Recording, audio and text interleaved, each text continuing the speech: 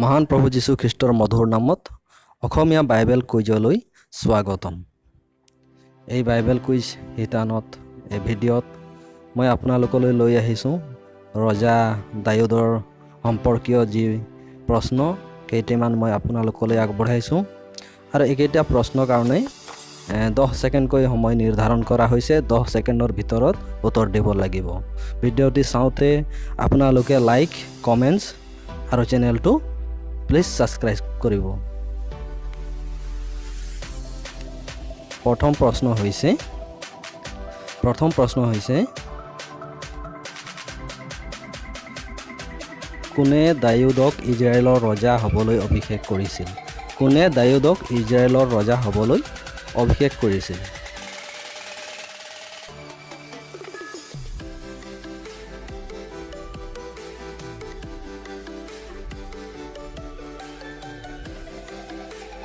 সময় শেষ হৈছে। উত্তৰটো হৈছে সমুৱেল। প্ৰথম সমুৱেল 16 অধ্যায় 13 পদত এই কথাষাৰ লিখা আছে। উত্তৰটো হৈছে সমুৱেল, প্ৰথম সমুৱেল 16 অধ্যায় 13 পদত লিখা আছে।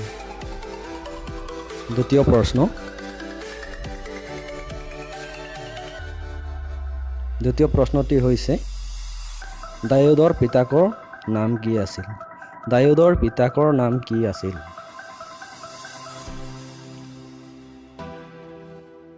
উত্তৰ দিয়াৰ সময় আৰম্ভ হৈছে। 10 ছেকেণ্ডৰ পিছতে উত্তৰ দিব পাৰিব। সময় শেষ হৈছে।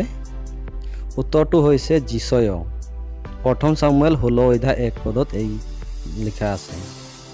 উত্তৰটো হৈছে যিছয়, প্ৰথম সমুৱেল 16 অধ্যায় 1 পদ।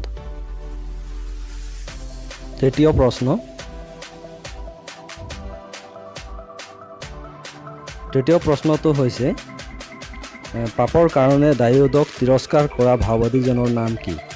পাপৰ কাৰণে দাউদক তিৰস্কাৰ কৰা ভাওবাদীজনৰ নাম কি?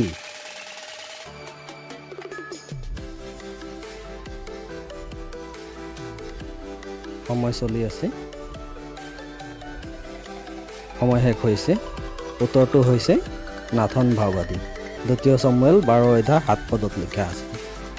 উত্তৰটো হৈছে নাথন ভাওবাদী, 2 সমুৱেল 12 অধ্যায় 7 পদ।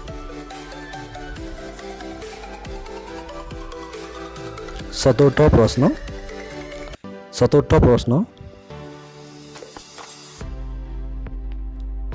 প্ৰশ্নটো হৈছে দাউদৰ কেইজন ককায়েক আছিল?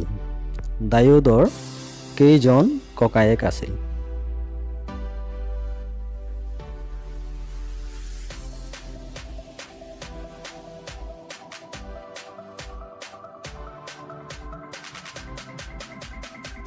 সময় হৈছে। উত্তৰটো হৈছে 7 জন। প্ৰথম সমুৱেল 16 অধ্যায় 10 পৰা 11 পদত পঢ়িবলৈ পাওঁ। উত্তৰটো হৈছে 7 জন। প্ৰথম সমুৱেল 16 অধ্যায় 10 পৰা 11 পদত লিখা আছে। পঞ্চম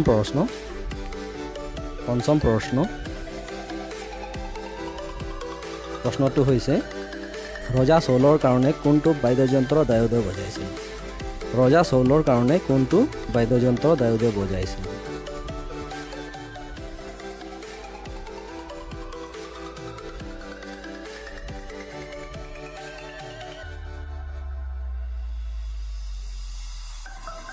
সময় হৈছে। উত্তৰটো হৈছে বীণা।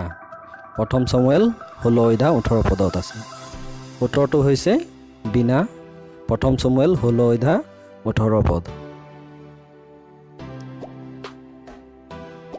ষষ্ঠ প্ৰশ্ন অৰ্থাৎ শেষৰ প্ৰশ্ন হৈছে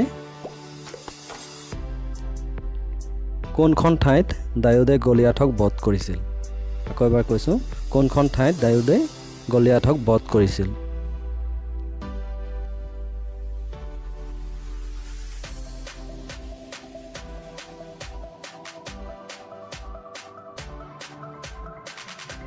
সময় শেষ হৈছে। উত্তৰটো হৈছে গাদ নামৰ ঠাইত। প্ৰথম সমুৱেল 17 অধ্যায় 4 পদ। উত্তৰটো হৈছে গাদ নামৰ ঠাইত।